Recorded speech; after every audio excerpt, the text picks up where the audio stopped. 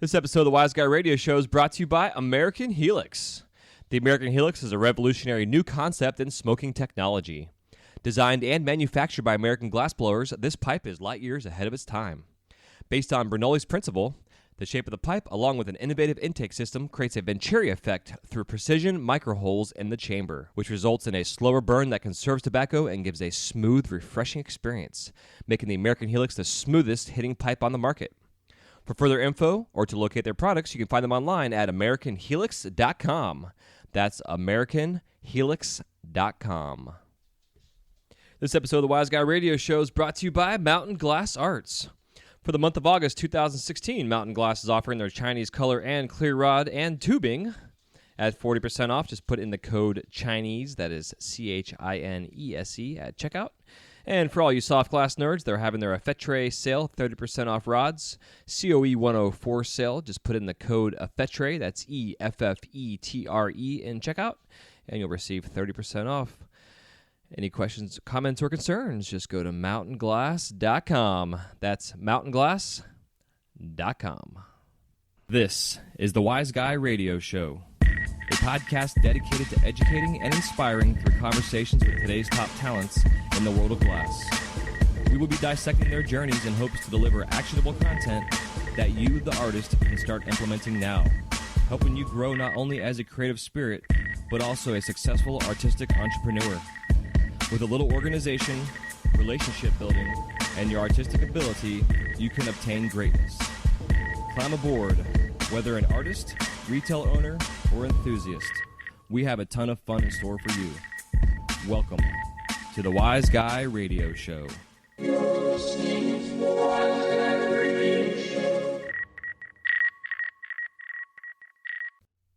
Hey, what's happening? Welcome to the Wise Guy Radio Show, episode number 123. This is Jay Michael, your host. Thank you so much for tuning in today. With 17 years of experience behind the torch, I am as excited as always to bring you conversations with artists, sharing their stories in hopes to inspire and entertain while helping you grow your business. And today is no exception. Today is a special episode featuring Germ, Jeremy Grant-Levine, coming on, Philadelphia-based glass artist and teacher. He has a current project that he is doing, which is one of the reasons we brought him on. It's his 1,000 Glass Cranes project, and we're super pumped to talk about that. We get into a lot of a conversation about his humble beginnings, his parents being artists and their influence in his life, his kind of spiritual Jewish background as well, and his traveling experiences, and just all around just why it is so important to take your time and be in the moment and focus on your work and finding your voice in your work and not trying to use someone else's voice. Even if other voices are for inspiration, eventually you want to find your own. So we definitely get into a lot of fun talk there. I hope you guys enjoyed our last one, talk with Mike Mason from Torch Talk. If you haven't checked that one out, definitely go back and check out our talk about that. We get into a lot of talk about taking classes and education. But yeah, so this is a lot of fun. Just got off the phone with Germ now, and just fired up about the conversation. Had a lot of fun talking. And we will be posting updates. I'm going to bring him back on before the show. His show launches. It's a year process that he's doing. He's basically making 1,000 cranes in a year. And it's an ancient traditional philosophy that if you fold 1,000 canes in a year, you're granted good fortune, health, luck, and also or a wish. And he wants to do it in glass. And you can go on to his Instagram page and see what he's up to there for that, which is pretty amazing stuff. Definitely was excited to have him on. And yeah, so coming up soon also, the next episode after this, going to be putting out a whole episode about the creative process, my creative process that I go through, but also just the kind of idea of the general, basic concepts of creating something from nothing or from an idea or from someone else's idea in a sense. There's a lot you can get into and ways to go about it, but I think that through my experience and through talking with other artists and their experiences, we all kind of had the same philosophy. And I definitely think it's important, but the idea, too, is that to be able to go from the creation process and have a final product in the end that was actually what you visualized and what your voice is saying, you got to have a good foundation, hand skills, etc., to really make this come to fruition, which is why it's so important that as you're going through this process of learning your medium and your craft, that you make sure that what you're learning is actually good habits and good technique. A lot of times it's easy to not know that you're doing bad things until someone comes in and says, hey, man, you can do it this way, do it a little bit easier.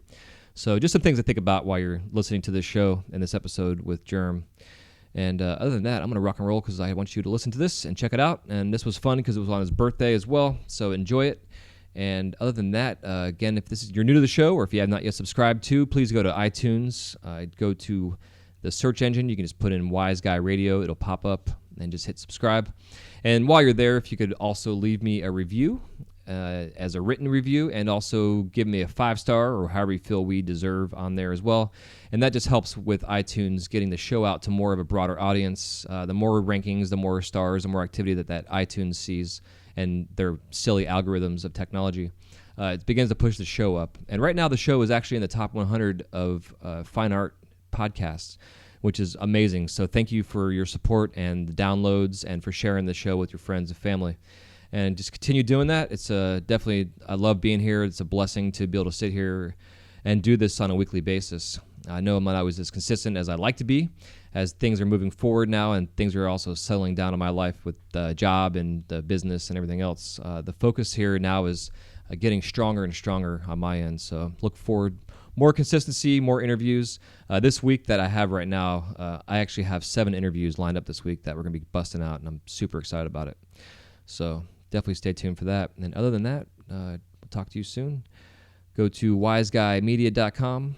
Go there and check it out. All of the podcast archives are there. Almost all of them. I still got to finish uploading the first 25, I believe. And you can go there and sign up for our newsletter to stay in touch. All those who are involved in our Secret Santa pendant trade, stay tuned for the next email blast where you'll be receiving your person's name that you'll be sending your pendant off to. And other than that, hope you enjoy. We'll talk to you next time on episode. It'll be 124, as this is 123. Love y'all. Take it easy. Enjoy this episode with Germ, and we'll talk to you soon. Take care. Peace.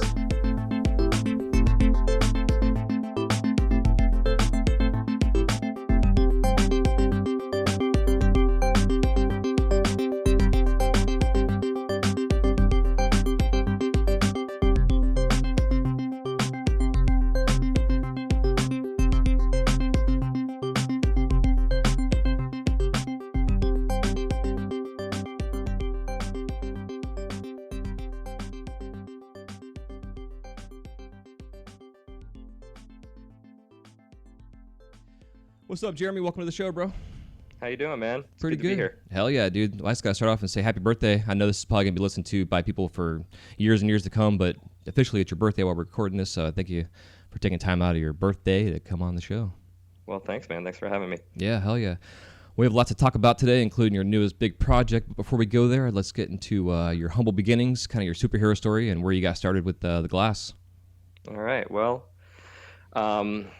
both my parents are artists, so I've just been always raised around it. You know, my mother's a stone sculptor. My dad is just sort of an all-around media opportunist, sculptor, painter, drawing, just any medium he picks up with, he seems to excel in. So I just always was raised around that stuff, going to galleries, going to museums, being encouraged to just like create and play with materials and stuff. So I feel like there was never any doubt that I was going to do anything but be an artist. It just, who knew what the medium was going to be? Yeah. And then growing up, you just start getting into, Grateful Dead, Fish, like that kind of culture, weed culture, going to shows. Bought my first pipe when I was like 16 years old from this little head shop down the street from my high school in New Haven. Mm-hmm. At that time it was like you couldn't buy glass pipes anywhere, so it's kind of crazy that like I was able to get this little one-piece stand-up Sherlock, and I was just so enthralled with it, and kept going to shows, spent all weekend at a festival, hustling up enough money to go buy a marble, like that kind of shit. Hell yeah. And then finally was like, okay, I need to learn how to do this. And this is like early 2000s, 01, 02. There's like very little information out there. Didn't know where to go, didn't know what to learn. My parents were nice enough to get me a hot shop class for my birthday at like a craft center. And that was enough information to realize that that's not how you make pipes. um, but I still didn't know how you make pipes. So then it was like I think it was like summer of 2002. I was at this festival called Berkfest up in Massachusetts. Some guy was selling one-hitters. I was like, hey, man, where'd you learn how to do this stuff? He's like, oh, I went to this community college in New Jersey called Salem. So that was the first time I heard about Salem. So then I went and checked it out, and I enrolled, and that was it. I started going to Salem. Did that, learned there, met such an amazing community of people there. Met this pipe maker, old school dude named Spandex. I don't know if anyone's ever heard of him. Andy Benowitz. Shout out to Andy Benowitz if you're out there. Hell yeah. Dude taught me so much in his basement. Him and his roommate Chris Rossinger were just like killing it. Like I had never seen anything like what these guys were doing. So they were nice enough to let me come and hang out just about every night in the basement, watch them while I was also learning scientific in school. Let's see, got into a little trouble while I was in school. Needed to get myself a job to look good for the judge. So my teacher at Salem ended up helping me out, getting me a job at a scientific factory in New Jersey called Glasstron. Oh yeah. So that was cool. Just like, hey, Judge, I'm going to school and I'm working in my field. Like, yeah, it's go killer. easy on me. Right. So, did that and then ended up like on probation. So I couldn't really like make pipes for a living. So I worked in a few different scientific factories. And then that's what brought me to Philly. I ended up getting a job for this weapons contractor called Frederick's Company in Northeast Philly. That brought me to Philly. It was horrible, soul-sucking job. And, as soon as I was off probation, I got out of there, started working with a group of my friends. They were making pendants for Whole Foods, just cheap pendants by the hundreds.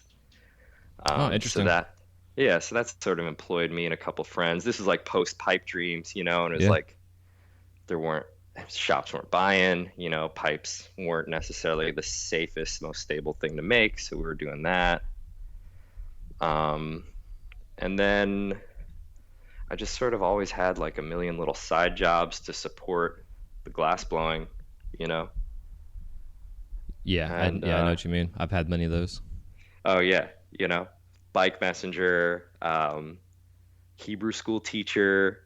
I worked for this nonprofit called Birthright, which sends kids to Israel. I like led a couple trips for them, did event planning for them.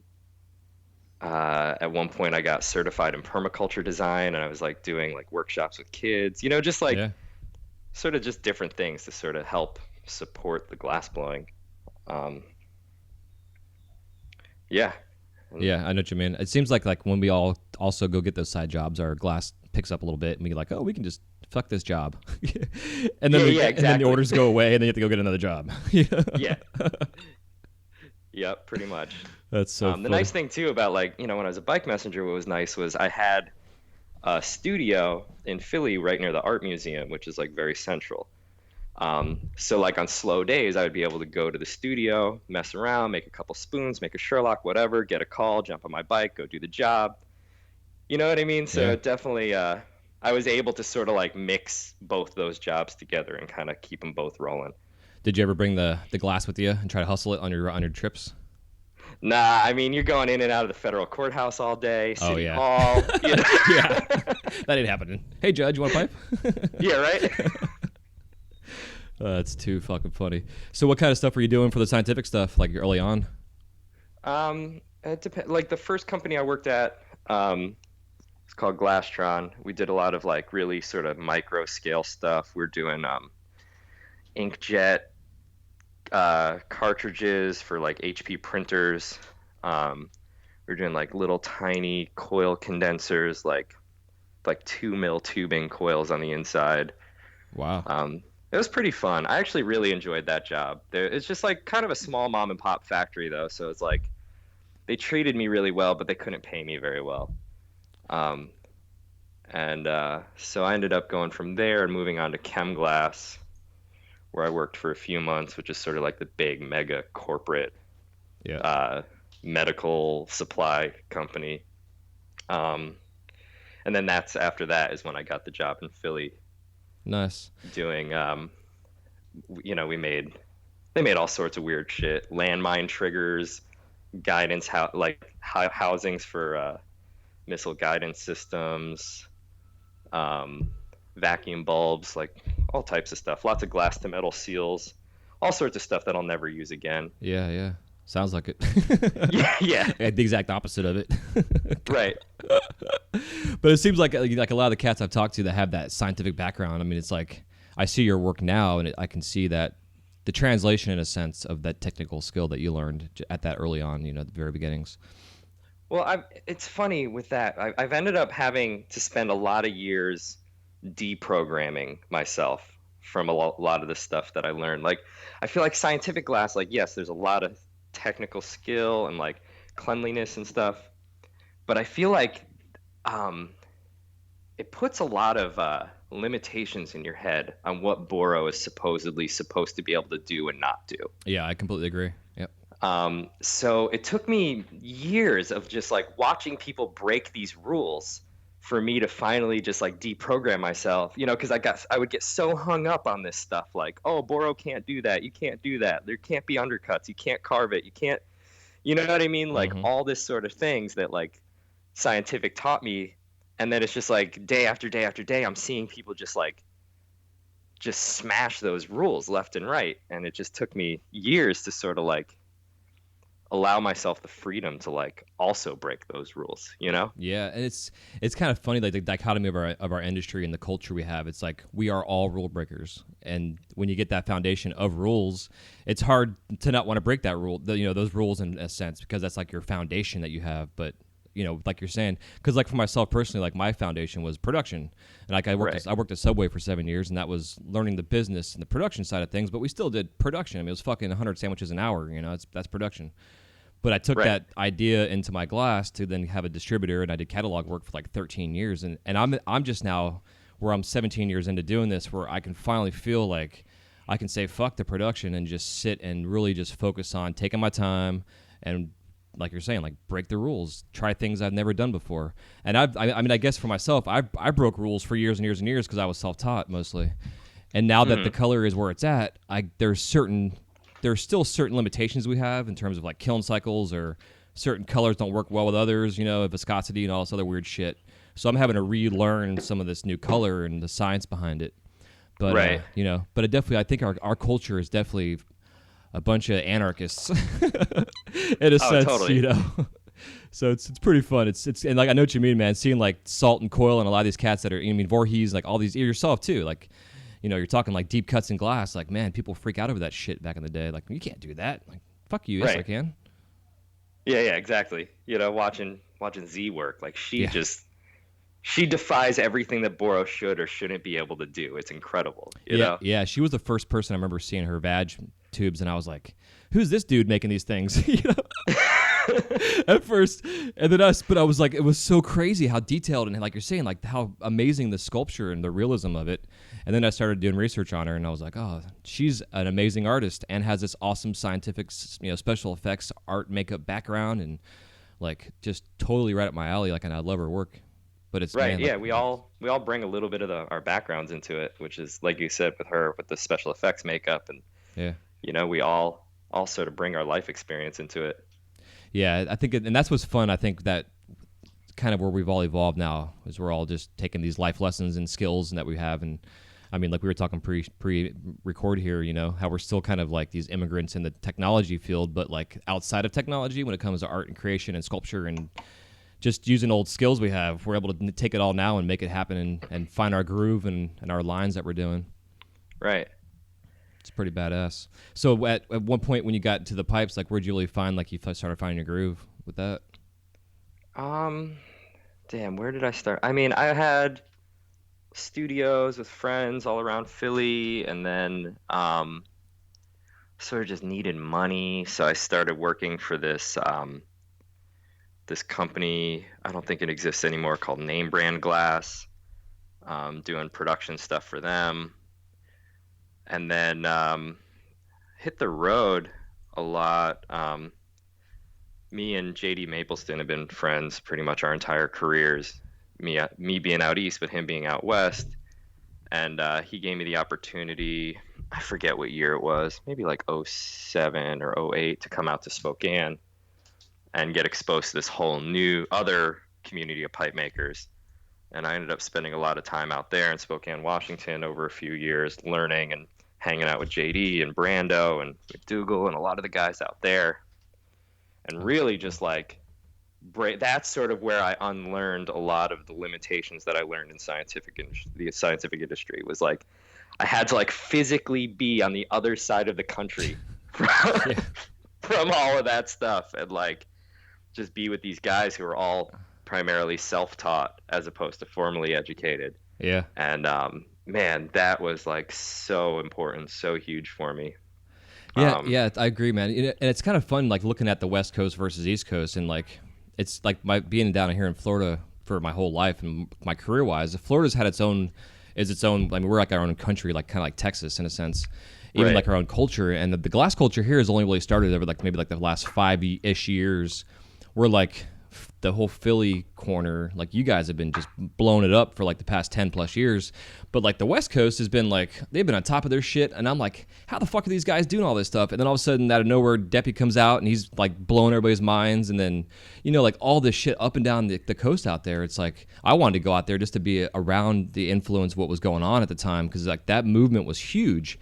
Right. But then I saw all you Philly hats going on. And I was like, man, I was so excited to see the Philly kids doing their thing, including yourself. But Man, coming up in Philly was such a blessing. Oh yeah, for me. bro. Like I just agree. to have I bet. just have like Jag and Jop and Slinger and those guys really just setting this model of how it can be and how we can be professional and how you can present yourself in this way. You know, they just like I feel like they're really on the forefront of just like taking it seriously, presenting themselves as artists and presenting the work in a new way, like more of a professional way, more like a gallery style, you know. And I feel Yeah. like they were so far ahead of themselves. So it's just like for me as a younger guy coming up behind them, it really gave me this model of how to act and how to present yourself and like yeah, put a button down shirt on once in a while, like Exactly. clean yourself up, present yourself well, write about your work, document your work. You know, I feel like those guys really sort of were on the forefront of like documenting work, taking nice photos, recording things, presenting them in book form or making nice websites, you know. Mm-hmm. So that was a great model for me to see, and just, the professionalism of like the early sort of Philly scene, you know. Yeah, yeah, man. Yeah, and it's funny you say that because that's it's a big influence in my work also. And part of the show is about to be a professional artist and not like the artistic entrepreneur kind of idea, just to have a line of work, you present yourself, your work presents you, kind of thing. But like Jag and Bear Claw early on were like my two big influences in my work, and especially Jag with, like you're saying, like his museum quality style work that he was doing already back in the late '90s and the early 2000s, and then Bear Claw was on a different spectrum, but still a philosophical concept and a whole different idea in sculpture. Right. And but the whole Philly crew has come up in that, like you're saying, like we're a bunch of badasses. We're a bunch of rock star skateboarding, spray painting, graffiti, having fun cats. But we can go put a fucking show on and blow some minds and make a bunch of money and have a shit ton of fun while we're doing this. And it seems like the whole encompassing thing, like when I was saying I had Coil on, like really it's like we want to have a lot of fucking fun. If we're not going to have fun, why the hell are we doing this for? Right. Yeah, so me and Coil actually, we went to Salem together. We went to college together. And we both actually went into the scientific industry after school. And then I ended up getting out of the scientific industry before him. And then he hit me up one day. He was like, "Hey, I'm quitting my job. Whatever. I want to do this pipe thing." And I was on the verge of just setting up this studio in South Philly. And it was like, "Yo, just move out. Come on, let's do this." And it was just like that was really important for me. Like that studio, it's like me, Coil, Elbow, um, Beaker, Filthy Rich, and Glass Monkey, as a team, kind of like we were like this next generation of Philly pipe makers Yeah. after Jag, Jop, Sling, Hops. Yeah. So then it was like we were sort of building on that model that got set out for us and coming up as our group, you know. Yeah, man, absolutely. Oh, Snick. I can't forget Snick. Yeah, Anyways. that's killer. Yeah, and it's fun, man. It's amazing when you get into the studio environment like that. Like I've been in my own cave for like probably the first 10 years of my life, and then started sharing a rent space with my friends Josh and Dave, who have Zen Glass Studios here in town. Mm-hmm. And once I got into their studio space, it was the same way. It was like we all were just bouncing off ideas and collabing and working together. And then every once in a while, an artist would be in town or would move into town and would come rent space, and it would completely inspire and change all of our work, like overnight kind of thing. It was very weird. And just to be in that environment, it's huge. Like I'm all about people working in their own space and fine tuning their shit. But to be able to go to and visit studios and work in that environment, it's the creative space like that. It's so important for your work to be able to have that influence and inspiration. Oh, absolutely. Some of the most important lessons I've ever learned was on the road, just going studio to studio. Again, going back to JD, he taught me that road game. He taught me, just all about traveling and how to be a good guest and how to, just how to present yourself and, how to network on the road and collaborate and learn from people and, sort of add what you know. And that was huge in me just becoming who I am and learning skills was like, schooling, man, I'd say in the end, like what I learned at Salem is like 5% of Yeah. who I am, if not less. It was like everything that I've learned from this community and learned from each other and learned in different people's studios and on the road is like way more major. Like, I hear from young glassblowers sometimes like, oh, it'd be so cool to go to school, this and that. It's just like, yeah, but that this community has more to teach you, I think, than any sort of formal training has to teach you. Yeah, man, I completely agree, 100%. For sure, because I know, like when I got started, my buddy Mark, who was one of my apprentices early on, I'd actually talked about it with the last episode. He cut his finger off, like at the very beginning of our apprenticeship, working at a wood manufacturing. They made chairs and shit, but he cut his finger off on a bandsaw, and he spent that year off rehabbing, just studying books and researching and buying like every fucking Draconis color he could get his hands on that he still has like hundreds of pounds of he's hanging onto, and like all kind of crazy shit. But he was really all about like, why are you going to go to college for? Just take that money and go pay for a class, go study this with this artist, blah, blah, blah. And I was like, nah, fuck that. Because I ended up going to school and getting my EMT certification. I was going to go become a firefighter and all this other shit. But, and I passed life. But now where I'm at, I definitely agree with that philosophy. I think it's so important that there's so much educational space available now. As long as you go and get the right educational space. There's also a lot of idiots out there that say I could teach, and they're teaching bad habits and the wrong techniques just because they want to make money or be a teacher. Well, I don't know what the fucking deal is. Yeah, for anyone who's in that situation, it's like, look at the work of the person who's trying to teach you and decide based on that, Yeah, exactly. If the quality of the work doesn't add up, then obviously the quality of the information probably doesn't add up. Yeah, exactly. I completely agree. Absolutely, dude. So I guess in terms of the teaching space, I'm always curious myself because I'm starting now doing this podcast. I'm really getting into the educational space myself, and I'm actually I'm creating some online courses I'm launching in October, and I have a family, I have wife and kids and stuff. So for me to travel, it isn't always as easy. Like I'm always telling Rashawn, like how envious I am of him at times that he just gets up and goes when he can. Because I'd like to have that opportunity myself eventually. So in your space, when you're teaching and you're doing a teaching tour in a sense, have you done that before? Have you gone like from studio to studio? I love teaching classes. Yeah, I don't necessarily do a teaching tour, but like, I teach a couple classes a year. I generally do one class at the Borough School a year, and then a few others around the country. So when you're getting set up for those, do you reach out to those places to say, hey, I'm interested in this, or do they actually reach out to you and say, hey, we want to bring you in? It's a little of both. Okay. And then it gets to this point too where like, there's only so many teaching studios in the country. So then you end up falling into this circuit. Yeah. And people will either reach out to me for to teach classes, or I'll reach out to them. I've spent the past few years kind of experimenting with my teaching style and figuring out some different ways I like to teach. And it started off as like a very sort of direct, like technical class. I call it lamp working bullshit, advanced basics for intermediate glassblowers. Nice. And it's a very it's technical base, like ring seals, hand making joints, encalmos, lip wraps, blah blah blah, all this technique stuff, which is great. Making a mini tube, but then it got to this point where it was like, out of all of these classes, mostly what I would see would be a lot of derivative work coming out of it, which is fine, and that's what you should expect when you're teaching. But I just started sort of like asking myself questions about like what I'm teaching, how I'm teaching, what I want as a teacher, and it's like, well, anyone can take a class from anybody and learn how to make a bong, So like, what do I offer that's different? Why would someone want to take a class with me in particular?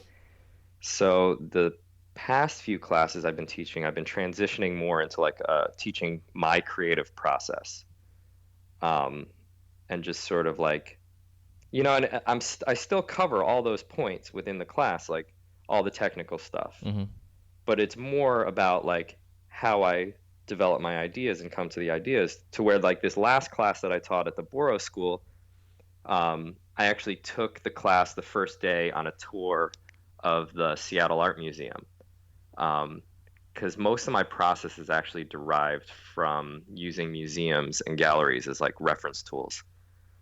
So I ended up taking this entire class, which must have been quite a sight to all the other museum goers, toured them around the museum, sort of brought everyone into my creative process, how I take notes in a museum, and then how I like sort of boil my notes down into an idea, and then created a project over that weekend based on things that I observed at the museum on this tour. So I feel like that's sort of the direction I've been wanting to move in my teaching. And then it gives me insights personally into my own creative process too, Yeah, absolutely. And I'm glad you're bringing this up, man, because I'm actually about to do an episode on that whole idea of the creative process, because I'm in the same boat. Like, I've been really trying to, like I said, I'm getting my mindset out of the whole production thing. And I work over at Disney, and we still do production. I make Olaf from Frozen, and I've made over 900 of these little fucking snowmen in the past 2.5 years there. But the creative process to begin that production is an amazing opportunity and moment when you have like this, like you're saying, like you go study some stuff, and then you do some sketches, and you get like a kind of this little ball going and figure some shit out, and then you got to figure out, okay, where do I start from this process to get from A to Z, and then you got to figure out the process to A to Z, and then you got to fine tune that process until you finally get this thing that you have at the very end, that this is the final result that you're actually looking for. And it might take you a month, 6 months, a year of whatever experimentation, or a couple of days, to really fine tune the process as you go along from A to Z, to finally you have this thing like, oh fuck, that's the voice I was looking for, that I was trying to say. Right, and that's only if your hand skills are even up to it. Exactly. Like, yep. I think glass is like such a stupid way to express yourself. Yeah, dude, it's so fucked up, right? It's like, I don't know why we're all doing this. It's like building a fire sculpture. Like, hey, look at this! I made this cool thing out of fire. Doesn't make any fucking sense. It took me 10 years just to get to the point where like my hands will listen to my brain. Yeah. I know, dude. It's so crazy. It's kind of funny you say that, man. The other night I was coming home I commute like an hour and a half one way to work, and I was coming home the other night, and I was eating a snack, and I had like a peanut stuck on my tooth, and I usually drive with my right hand, just my hand on the steering wheel, and this is completely off topic, but this is just a fucked up thing, and I decided to use my left hand to steer with as my main hand, and go to pick this nut out of my tooth. But for some reason, my brain thought my left hand was doing it. So my left hand on the steering wheel jerked my steering wheel. Like, I'm doing like 80 miles an hour on the fucking interstate. And my left hand jerked my steering wheel. And I went across all 3 lanes of fucking traffic into the far right lane in like a matter of like a split second. Like, thank God there was nobody on the road because I would have probably died and killed 25 people in the process. Oh man, I just listened to this podcast about like the whole Toyota like sudden acceleration thing. Yeah, I drive a Prius too. Yeah, and like it all came down to that, where it's like it's basically operator error, but your brain is so convinced that it's doing the right thing when it's doing the wrong thing that you just can't like correct it. Yeah, you know? Yep. Yeah, it's like the old fucks that go to hit their brake and they hit the gas and they drive through a restaurant in the parking lot. Yeah, you know? exactly. But yeah, man. But if you don't have that foundation to begin with, and a strong foundation with good habits and all the other shit, you know, it's amazing. You cannot get to that point to where you get to where, you know, we're talking about being able to make this creative process happen. You got to learn how to blow a ball and make stringers and blah, blah, blah. There's so much more there. Right. And that, I think in a way, like, you know, I might have been a little harsh on the whole scientific industry at the beginning of this interview, but like it did give me that base where it's like, okay, just stop thinking about art for a second and just make 1,000 side seals, you know? Yep.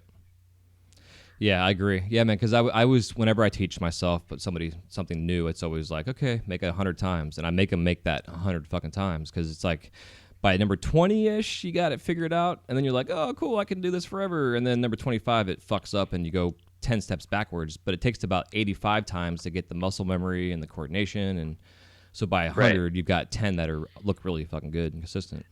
Yeah, I always talk about this in my classes, how I'm intrigued with the like the ninja training aspect of glass blowing. You know, it's like I can tell you how I do it and I can show you how I do it and I can draw it out on the board, but until you know, do it 1,000 times, until you're balancing up on top of that pole or meditating under that waterfall, you're never going to get it. You know? Yep. It's like you got to just, you know, it's like, sure, I can tell you until I'm blue in the face how to do something, and it'll never click for you until your hands and your muscles and everything just do it so many times that it becomes natural. Yeah, exactly. Yeah, it's funny you say that. Part of my introduction to glass blowing classes I teach, I give my students punties to bring home so that when they're sitting on the couch watching TV, they can sit there and practice rotation and keep their arms level and try different techniques of just rotating the glass, overhand, underhand, you know. Oh, yeah. Different things like that. I used to do that too when I first started. I would take like a blow handle and a piece of rod, and with a Sharpie, I would draw a line on both of them. And then I put the rod inside the blow handle and just try to rotate it and keep those lines together so they wouldn't move. That's a great idea. Hell yeah, I'm going to use that. You know, that was such a good way to train your hands. Yeah, that's killer. That's an awesome idea. Yeah, and I think too, like, you know, even just working with different diameters, you have different speeds, different thicknesses, and you got to rotate them at different speeds, but still keep that shit. And you know, especially when you're doing like line work or in combos, you know, it's so imperative to make yourself become a lathe and keep your hands rotating at that same speed. Oh man, love them or hate them, wigwags will teach you so much about everything else about glass blowing. Yeah, I agree. You know, just like make and stack reversal balls for a year or two, and you're going to be so much of a better glass blower. Yeah. In all sorts of other aspects. Yeah, and doing that for a year or two is why I don't do them anymore much. Oh man, I went back to do. I was like, oh, I'm gonna do wigwags like a couple months ago. I'm gonna bring it back, and I made a couple balls. I was like, you know what, fuck this. Yeah, exactly. I have one of my shops. They've been an awesome shop, but they have my old catalog, which I forgot they had. And he's like, yeah, man, we're going through your catalog, and I'm like, catalog? What do you mean? So they sent me an order, and it was like a bunch of old Rappin' Rigs, Sherlock bubs, and hammer bubs, and double bubblers, like all the shit I used to make. That I was actually excited to do it because it's now that my skills are so much better now. I was like, okay, let's see what kind of perspective I can have in these guys. But there's a couple of the in the order that were like I did like a black, like a Chinese black spoon with a wigwag in the head kind of bullshit, you know. So those are like the last. Probably like not nearly enough money, I'm sure. Yeah, exactly. Yeah, that too, and the fact that they're the last ones I've been putting them off because I'm like, fuck, I don't want to do this. I've been going through my scraps of shit, seeing if I have any old reballs laying around, you know, kind of thing. Hey man, you're a better man than me, sucking up your pride and actually doing it though. Yeah, man, it's I'm still learning to say no to certain situations, but these are one of my good stores that I've been keeping up with for years. So, right. And they have like six locations, so they're a cool place to Man, that's it right there, locked though. in. Like, that's a point that to focus on. It's like, be good to the people who are good to you coming up. Yeah, You know, absolutely. like all those stores that, like, I mean, there's stores like for me, like say Primal in Pennsylvania, for instance, who like when I was coming up, man, they would definitely buy stuff for me that they knew they could probably only sell for what they bought it for me, you know? Mm-hmm. And it's just like those, stores like that, those are the stores that you always got to be good to because they always look out. There's always those stores that look out for the local guys coming up, you know? Yeah, absolutely, man. And then especially these days, the ones that are still around, that have been around for 10, 15 years, that have survived all the horse shit and the FBI and DEA breaking their doors down, and they're still there helping us out. Right. It's amazing. It's so cool.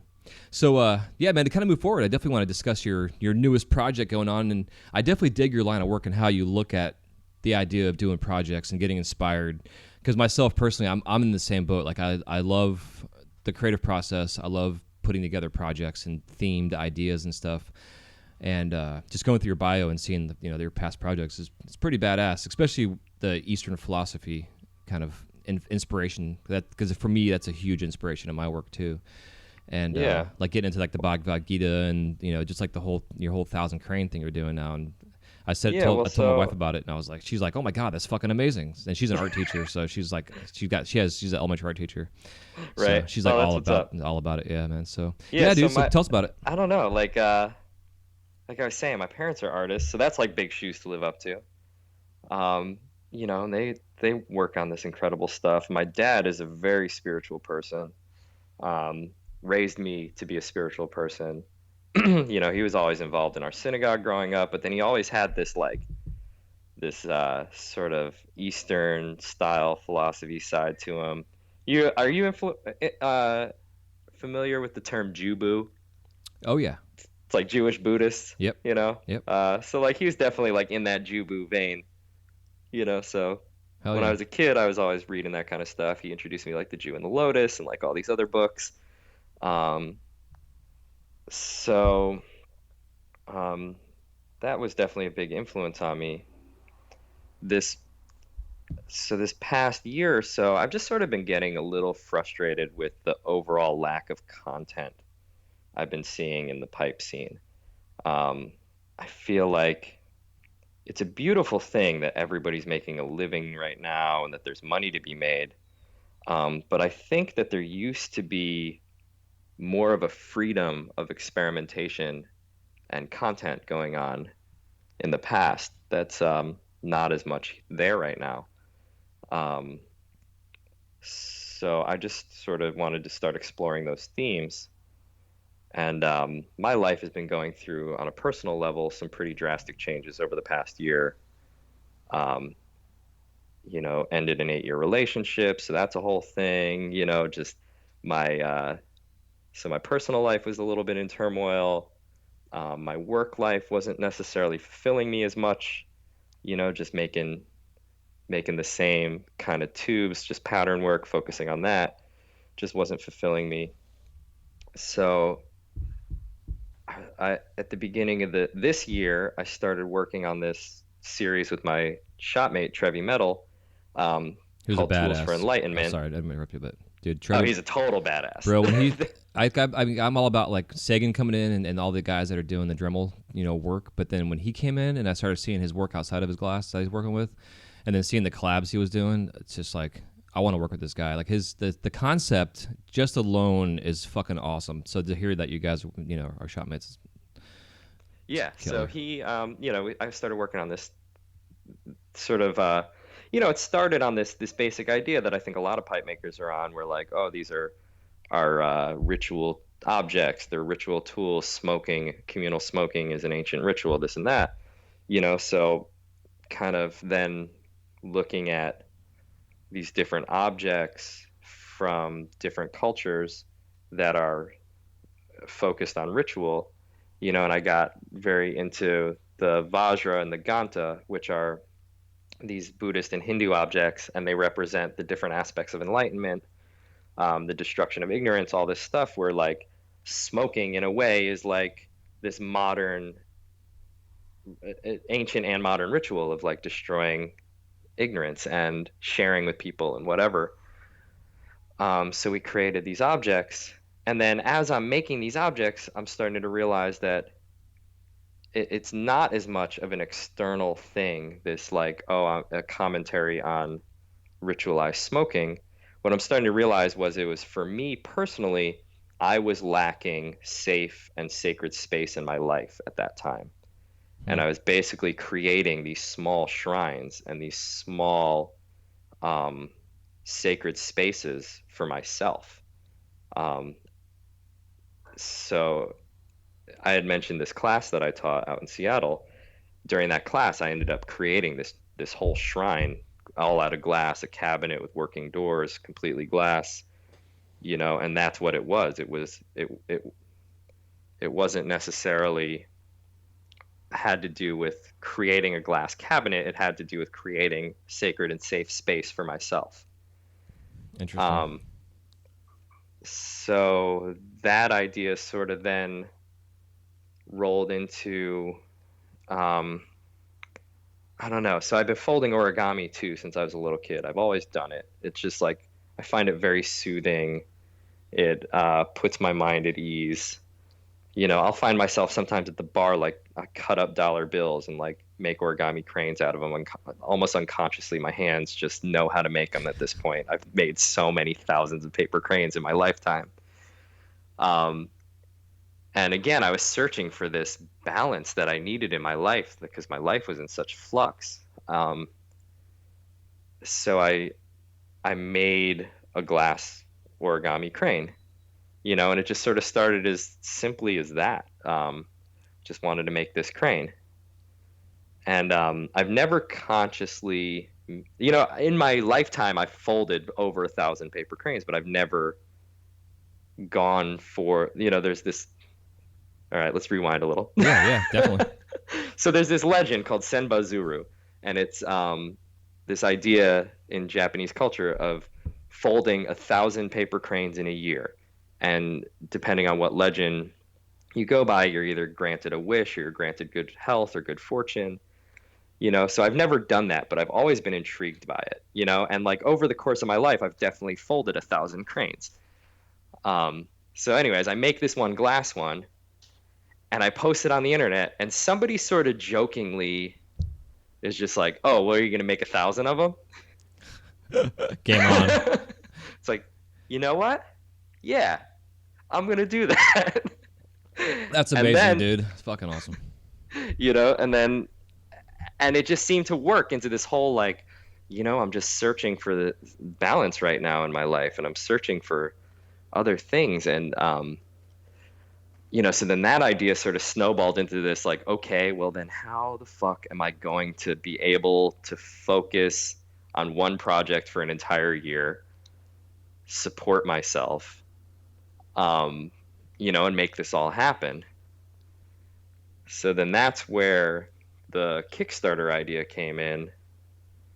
And then this idea just started developing where it's like, okay, I'm going to make 1,000 cranes. I want to display them all at once. Like I love large scale installation art. I'm very into the idea of transforming spaces, and like, I love when an artist can take a gallery space and just turn it into something else and just like create this whole environment of whatever they're trying to say. So like in my head, I was thinking like, oh, if I have 1,000 of these things, it's just like I can transform a gallery space with light and color and just like do so much with these repeating objects. So then that sort of became it all wrapped into this like creating of space for myself and creating sacred space and creating communal space. So then, started talking to my friends about the ideas, talking to my shopmates, talking to Teresina, who's the curator at Ruckus Gallery, and like everybody seemed like really excited about this idea, and it's like every time someone supports your idea or like is like, yeah, that's a great idea, you're just like, you know what, this is a great idea. I got to figure out a way to do this, Yeah. So then it was like, well, how am I going to fund it? How am I going to live? How am I going to afford the materials? How am I going to do all this stuff? And one of my best friends, Kat, she just moved back to Philly from LA, and she was working in the fashion industry for years in LA.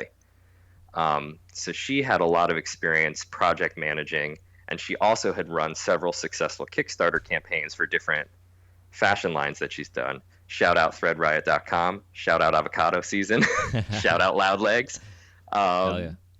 So she just like really like got the ball rolling. It was like, I'm going to help you. We're going to make this happen. You know, we're going to do a Kickstarter. We're going to figure out how to pre-sell these cranes, you know, figure out how to get people to support the project and just be part of it. You know, so then the past few months, me and her have been working on it. She has done the majority of the work so far. Like, it's incredible, her skill set, making the website, getting it organized, setting up just simple stuff like setting up an email account, setting up an Instagram, setting up a website, getting the Kickstarter going, creating videos, creating content, sitting me down and making sure that we're on the same page, and create a calendar and a social media strategy and all this other stuff that like I'm not necessarily the greatest at. Man, I need to cap my life. Yeah, right? So it's been a really interesting process going through it all, and then like, you know, trying to present it to this community. And you know, I've been having some really good feedback. You know, we got 36 more days on the campaign at this point, and we're about 25% funded. Yeah,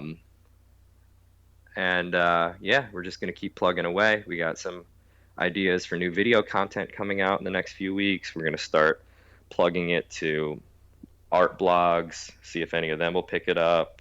You know, some more like get a little more mainstream support. Because the other idea behind this for me was like to bridge those worlds. Like, I love this community and I love everything about it, and I feel so much support from this community. But this project, I feel like, goes beyond the pipe community and can actually bridge that gap and hopefully get people within the pipe making and collecting community interested in other artworks, and then vice versa, and that it could reach out beyond the pipe making community and get people in sort of the mainstream world looking at flame working and looking what we're doing, you know. And I feel like something on this scale is a good like bridging point for that. Yeah, dude, it's huge. I think it's a fantastic idea, and You know? it's cool with our collectors in our industry. Like, they're all about collecting glass, whatever it is, and you know, from their favorite artists or whatever. But like you're saying, the outside world of art and the fine art industry, like the Right. Nicholsons and some of those cats have influenced them somewhat, but they're still really heavy in our community. Yeah. Yeah, so it's been nice. Like, so far I feel like at 25% funded, that's like this nice base of support from our community and our friends and Yeah. everything, you know. And now that's going to hopefully help boost it up and help me spread the word. You know, it's like the kind of thing too where I feel like a kid who's been collecting pipes and maybe, you know, whatever, like his parents aren't necessarily on board with it. They could be like, hey, look at this. This is an artist that I'm into. He makes pipes, but he's working on this project. Mom, check this out. Or, yo, show your grandma, your aunt, or something that like, you know, and then your dad can bring it to work and show this campaign to their friend. You know, it's just Yeah. like, it's got some reach that I think is a little less taboo in a way, but then is like, because of who I am and what my body of work is, it's like it's always connected back to what I've always done, you know? Yeah, absolutely. Yeah, it kind of like it legitimizes you being a glass artist to a community outside of the pipe industry. Right. And that's, you know, I just want to be able to diversify. I want to be able to pursue what I want to pursue, whether it's in the pipe game or in the art world. It's just like, I just wanted to work on something larger. Like, I love pipes, and I love how like it's a small personal object, you know, Mm-hmm. but it's very limiting in scale. And flame working in general is very limited by scale. Yeah. So like the idea of being able to repeat an object 1,000 times and then take all of those 1,000 objects and construct a larger sculpture with all of those objects is really intriguing to me. Yeah, man, I gotta come see it. I'm gonna be taking a field trip for sure. Yeah, man, it should be fun, should everything go as planned, it'll be fall of 2017 will be when the installation happens. Okay. Hell yeah. So when did your official first crane, like in terms of for this project, like when did you start the countdown for the year? Well, so the idea originally was to start it on my birthday, which is today. Mm-hmm. And then it would be like my year, 100% my year. But just sort of how it goes with the Kickstarter and making everything perfect and getting the campaign running. I wanted to launch this Kickstarter in like June, so it would end around now. But whatever, it's like things got pushed back, time frames got pushed back, the video took a lot longer to perfect. I'm terrible in front of the camera, so like Kat had to do some very creative editing to make me look halfway cool. And, so it just took longer to launch. So I'm not really starting the project itself until the Kickstarter's funded. Cool. Because I can't afford to do it unless I have this backing. So let's see, the campaign goes till the end of September. So then the year for me will begin in beginning of October. And then that's about it. From October on, once this thing's funded, I really won't have any time for an entire year to make anything but cranes. Yeah. I'm kind of, it's sort of, I've had a few friends hit me up like, bro, why are you doing this to yourself? Like, we're at this point where like pipe making is so profitable, and to consciously step back, seems strange to people. And it's kind of strange to me, but Dude, I think it's going to change your life though. Like, and I think also it's going to inspire the community to do this kind of stuff. Cause I mean, I agree. Like the money right now is so crazy, and it seems, and I don't want to say people are money hungry, but it seems like that's like the ultimate goal right now is like, sure, create art and have fun with it, but really, like, it seems like the ultimate goal is to go and sell your piece for $10,000 fucking dollars. Or where you're at, you're like, fuck that, I'm gonna make this creation. Spend a year. I mean, dude, a year is a long. I know it's not a long time in a lifespan, but it's still a long fucking time. I mean, it's going to be a complete 100% lifestyle shift for me to do this. Like I figured out the numbers. You guys can go to my website or my Kickstarter and see a pie chart of, my minimum funding goal is $80,000 to make this happen. But after materials, taxes, Kickstarter fees, administrative fees, everything else, I'm basically left with $22,000 to live on for an entire year. Yeah. 13,000 of that is my rent. So rice and beans, man. You'll be literally living like a Buddhist doing this. You know what I mean? So exactly, it's like this going to take this like crazy lifestyle shift to even survive this year, let alone make it happen. And like, I feel like I need it. There's something about, for me at least, the social media world, and that doesn't encourage a healthy lifestyle. Mm-hmm. And like for me, when I'm playing into this character, this hype machine, or trying to like do this, it's like, trying to put this whatever out there, it doesn't necessarily bring out things in myself that I like. There's this sort of like drive towards excess and ego that I just can't help but fall into, Yeah. And I don't like that. And it's just like I end up finding myself sort of cannibalizing my personal time with my loved ones to use towards like social media currency, when it's just like, no, you know what, fuck that, I'm at the beach with my friends, I don't want my phone here, I don't want to snap this, I don't want to, Yeah, I completely like, agree, bro. I totally. Yeah. So like, Yeah. I feel like it's this pursuit for this balance that I'm lacking right now, and that this pace, this travel pace, the road game, teaching, demos, trade shows, all this stuff is just like this, it just doesn't lead towards a balanced lifestyle. Yeah. Now you So get I to feel go. like Yeah. this is a swing in extremely the opposite direction. Um, I don't know. It's like a personal experiment. It's a social experiment. It's a artistic experiment. It's an experiment in crowdfunding art and alternate revenue streams. There's Dude, a lot of layers to this. man, yeah, but it's a huge jump off the cliff for you. I mean, just in general, like, Huge. It's terrifying. Yeah, I can imagine. I bet. It's absolutely terrifying. Yeah, if Um, I was to be like, "Hey, honey," to my wife that I was gonna do something like this, she'd tell me I was fucking crazy. She's like, "Oh, great idea, but yeah, I can't support us for the next year." right? Yeah. So, I had one of my friends call me the other day, like, what are you doing, man? Like, I don't get it. I started to describe it to him. He's like, oh, so this is like some sort of like Buddha monk Shaolin kung fu training shit. It's like, yeah, kinda, Yeah, pretty much. Yeah, man, like Pulp Fiction style, or not Pulp Fiction, but like Kill Bill 2.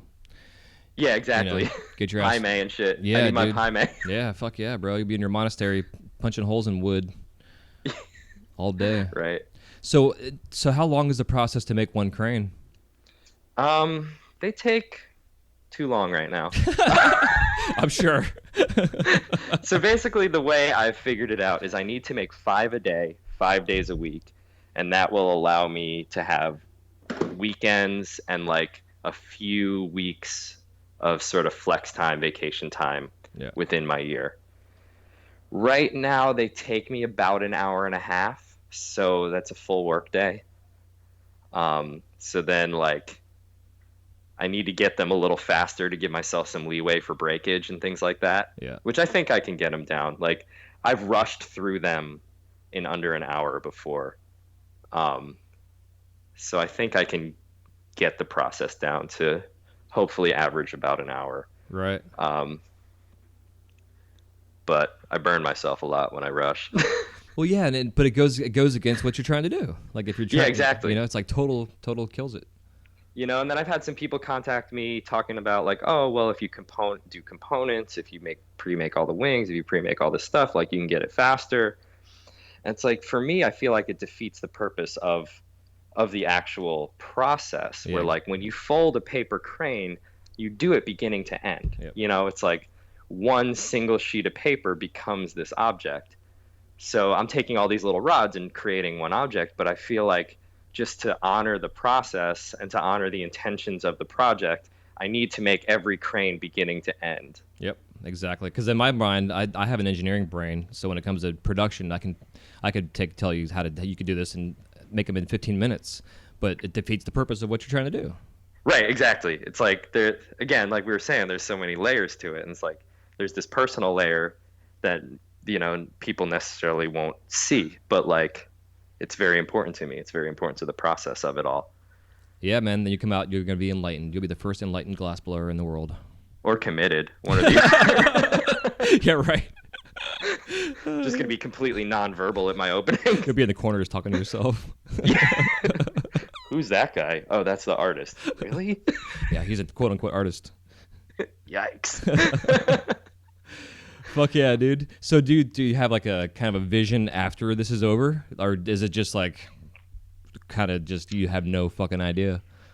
I mean, I have ideas of other projects I want to do after this. I feel like it's going to be really important for me to keep a journal and keep sketchbooks, because I feel like during this whole thing, it's like my mind's going to be pretty open and like I'm hopefully going to be developing new ideas all the time. So it's going to be very important for me to keep a sketchbook and keep a journal so I don't lose these ideas, so then I can go back and start pursuing them when the project's over. I don't know. I sort of want to apply to do. I have these ideas for these projects based on like ancient architecture that I want to do. I was in Israel at the beginning of this year.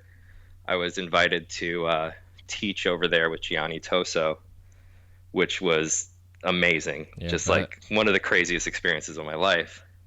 And while I was over there, it's just like there's this amazing like juxtaposition of ancient and modern architecture. Like you walk around Jerusalem and it's like you see this 5,000-year-old like archaeological excavation, this 2,000-year-old city where people still live, and then like a mega freeway and like a Prada store, like God, that's strange. all in like one view, and you're just like, it's just like crazy. So I don't know, I just have all these ideas based on those layers. I want to apply after this project's done. I want to apply to do a residency over there at Bezalel University to try to work on some of these ideas. So that's like future stuff, And I'm hoping that this could be a springboard into doing more things like that.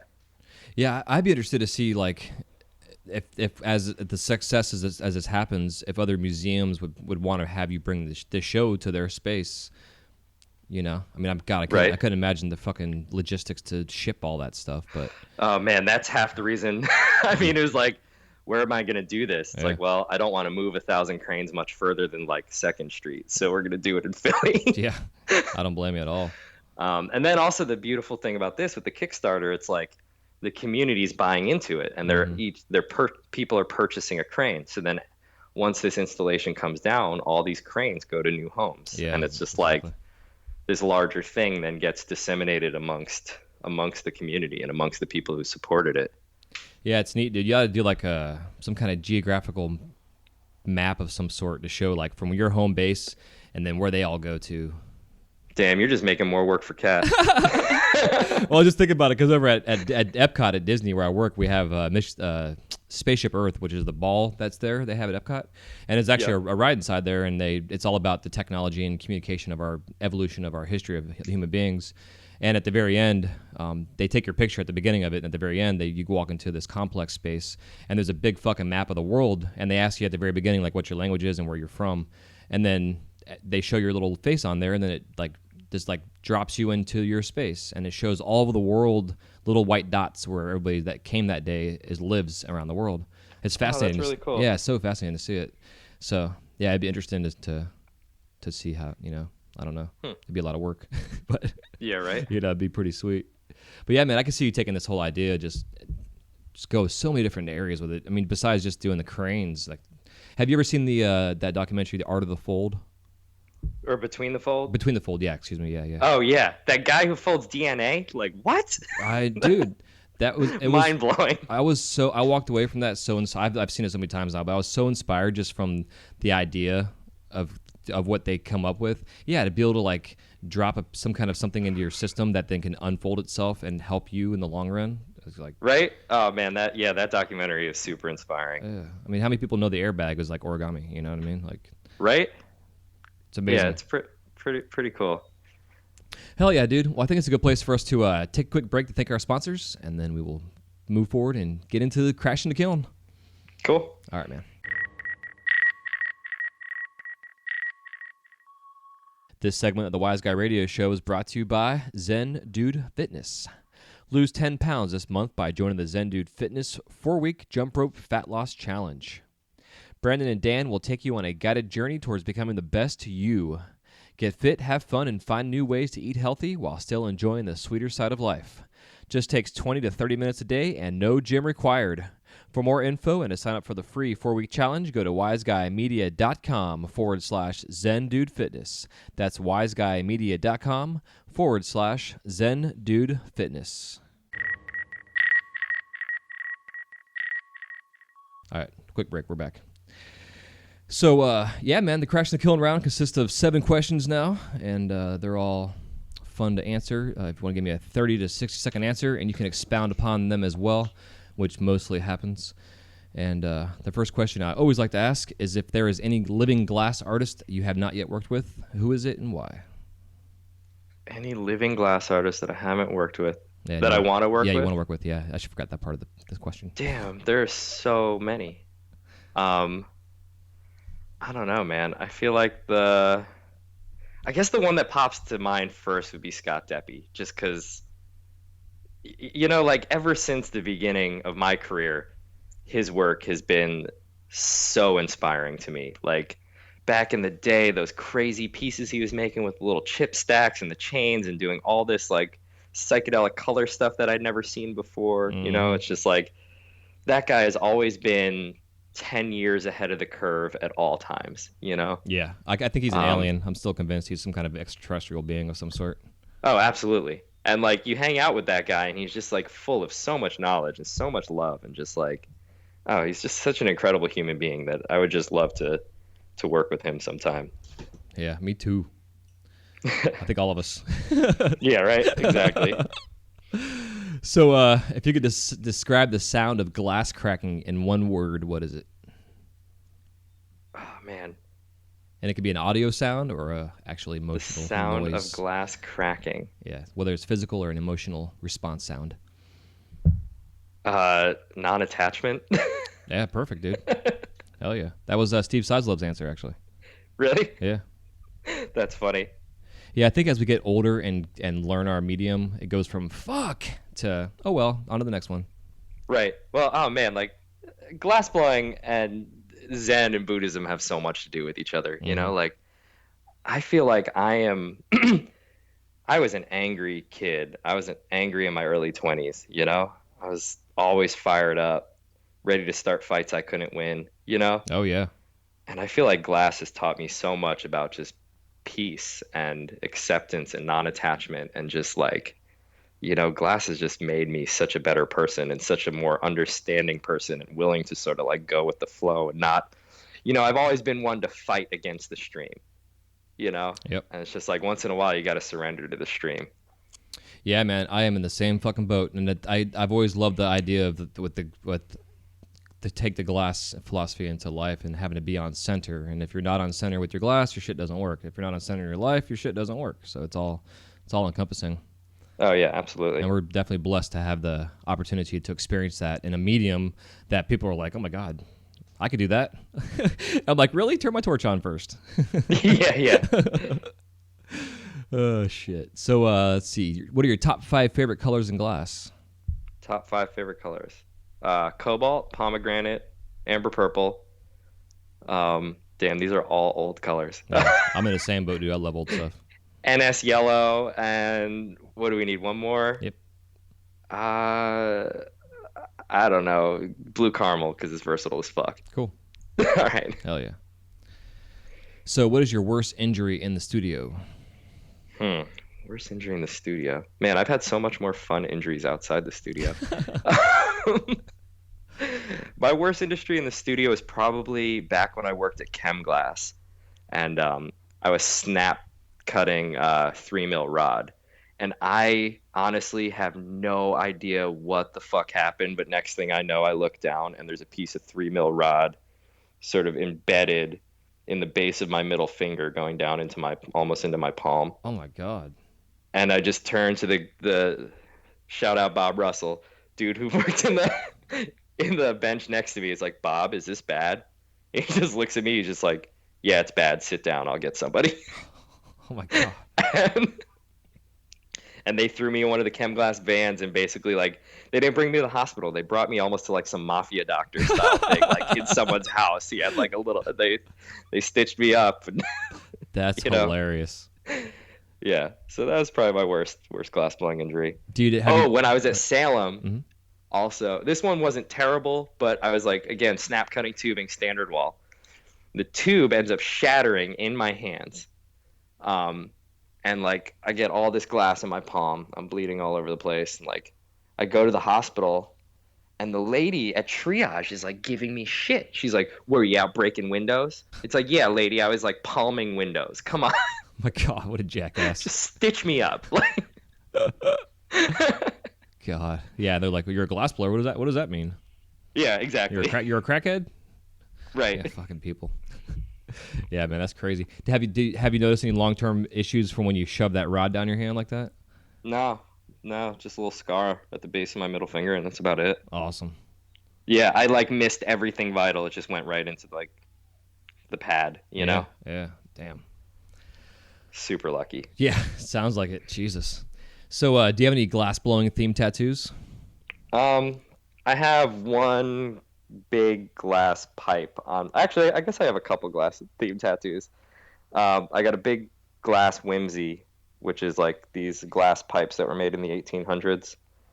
I did a whole series based on them. So actually, one of my good friends, we grew up together. His name's George Perm.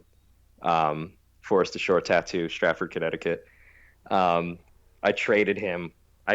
Made him the pipe that he tattooed on me. Nice. So that was pretty cool. And then like everybody at my studio, we all have Crushmore tattoos named our studio. So we all got that. And then just recently I got it's not like a total glassblowing related tattoo, but our motto is always safety third, I feel like, in this glass industry. So I got a pineapple with a dagger through it, and it says safety third. So. Oh, it's so funny, dude, because like at Disney, it's all the safe D thing, and it's like we have like our 5 rules of safe D. And, you know, it's like watching both ways before you cross the street, like all this simple bullshit stuff, but it's like, it's so funny that you're saying that, because that's like embedded in my brain as the number one most important thing is safety first. Right? Nah, safety third. Yeah, totally. I agree. I've caught things on fire in the shop, man. I can't even, there's been so many fucked up things I've done. The thing, if people knew what goes on behind the scenes at Disney, they would shit their pants. Oh, I'm sure. It's fun. I'm sure that goes with anywhere. Yeah, totally. And my last and final question is always a fun one. If you're stranded on an island, and it could be any island of your choice, fantasy island, full of naked chicks, condos, deserted, whatever you want it to be, and had a glass studio on it, and only supplied your gases, your kiln, and your torch, and you had to make something in order to survive, what 5 items would you bring? Damn, 5 items, so tools and materials. Yep, and you could do a whole palette of something if you need to. You know, make it simple for yourself. Let's see. I need case of 6 mil. Case of 6 mil. My jacks. My diamond shears.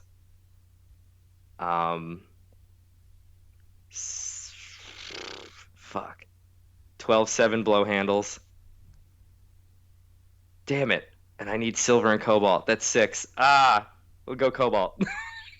Hell yeah. But it's, and I don't know if I might start including this answer in it, but you're missing one vital important thing that you need to be able to see.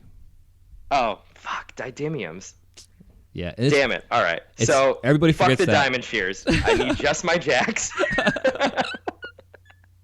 Jacks, 6 mil, didymiums, cobalt, blow handles. Hell all yeah. right. It's funny, dude. It's like the one thing we all forget, because I think we're so used to wearing sunglasses or just our glasses all the time. You know, it's like it's just part of our body now. Right. It's just like your second eyes or whatever. Yeah. It's my trick question there. So, all right, well, dude. You got me. Yeah, hell yeah. That's what I'm saying. I think I might need to start including that in my list of things that are available for you to have there already. Right. It's like gas, oxygen, torch, glasses. What else do you need? Yeah, exactly. I had a couple Right cats on. like, yeah, man, I need a bong. And like Coil was like, yeah, I need a G5 so I can just fly the fuck out of there. Like, great answer, dude. That is a great answer. And that's totally Coil too, you know. It's like I was not expecting anything less. It was pretty funny shit. So, all right, brother. Well, before we let you get the fuck out of here, if you want to give us any parting piece of advice, and then I'll have all the links to all your Instagram pages, the Thousand Crane website, the whole 9 yards, and the Kickstarter, so everybody can go on there and find out. And real quick, if you want to give us just a price point on if you wanted to actually purchase one of the cranes for your Kickstarter thing. Yeah, the cranes are $400 a piece. There's also T-shirts and hat pins at $25 donations, sticker packs $12, and doing 5 packs of cranes plus a T-shirt and a pin for $1,800. Sweet. So any words of advice? It's just be yourself. Make work that you're proud of. You know, just always make work that you're proud of. Make what you want to see in the world. You know, don't make what other people want to see in the world. You know, just stick to your vision, your own personal vision. Hell yeah. Well said, dude. Good shit.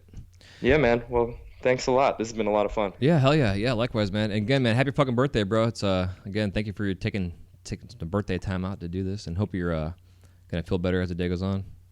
Yeah. Things are good. I'm gonna head to the studio now, and then we're all going out to get a little Brazilian steakhouse action tonight. So that'll be fun.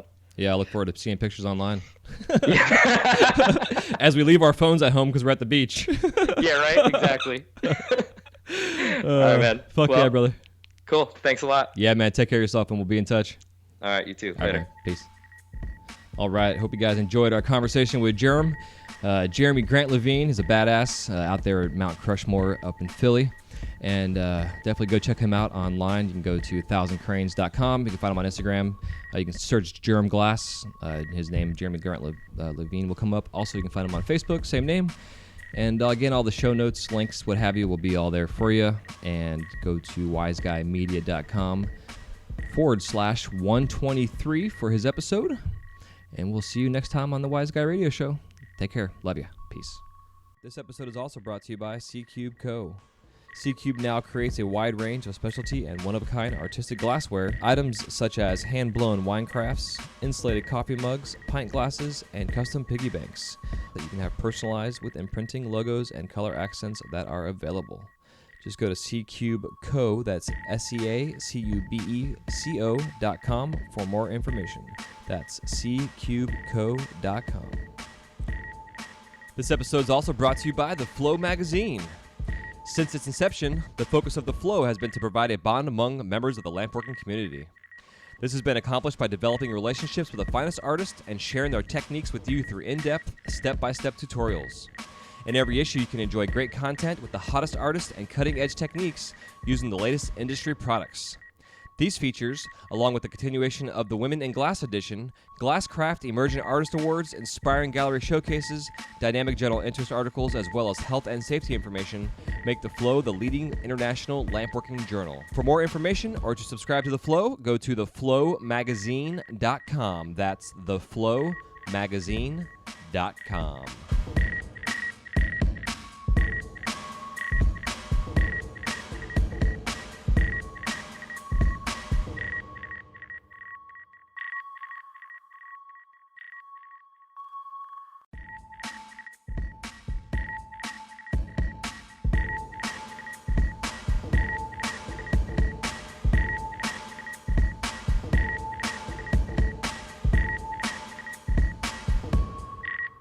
Thank you guys so much for listening to this episode of the Wise Guy Radio Show. If you have any questions, comments, or remarks, please leave them in the show notes page area where it says comments. We'll see you soon. Have a wise night.